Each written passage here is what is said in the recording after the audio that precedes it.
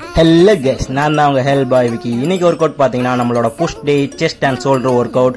Mainly focus on the chest work out. First பாத்தீங்கன்னா lower செஸ்ட்டுக்கு டிக்ளைன்ல பெஞ்ச் பிரஸ் போட்டோம். டிக்ளைன்ல ஒரு 20 + 20 60 kgல போட்டோம். அதுக்கப்புறம் நம்ம நார்மலான பெஞ்ச் பிரஸ் பாத்தீங்கன்னா ஒரு 25 50 + 20 70 kg போட்டோம். அதாவது பர்சனல் பெஸ்ட்டுக்காண்டி புஷ் பண்ணிக்கிட்டு இருக்கேன். அதனால கொஞ்சம் ஃபார்ம் அடி வாங்கியிருக்கு. ஃபார்மை மட்டும் கரெக்டாக மெயின்டைன் பண்ணிக்கோங்க. ஃபார்ம் தான் எப்பயுமே கரெக்டாக முக்கியமாக மெயின்டைன் பண்ணணும்.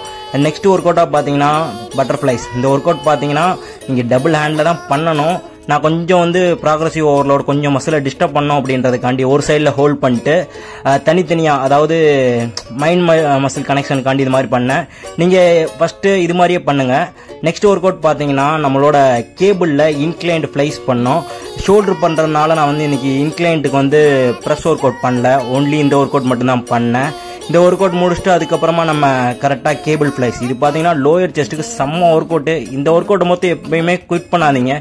முடிஞ்ச அளவு இதை உங்களை ரெகுலர் ஷெடியூலில் சேர்த்துக்கோங்க. இந்த ஒர்க் அவுட் பார்த்தீங்கன்னா கரெக்டாக இந்த இடத்துல மென்ஷன் பண்ணுறேன். இந்த இடத்துக்கு சரியான ஒர்க் அவுட். அதுக்கப்புறம் இது பார்த்தீங்கன்னா அப்ரைட் ரோ தான். ஆனால் நீங்கள் பார்க்குறதுக்கு பார்த்தீங்கன்னா சைட் ரைசஸ் மாதிரி தெரியும். இது உங்களோட ஃப்ரண்ட் ரியல் டெல்ட் மசிலுக்கு சூப்பரான work out. Daily work out பண்ணுங்கள். ஃபிட்டாக இருங்க. நாளைக்கு பார்க்கலாம்.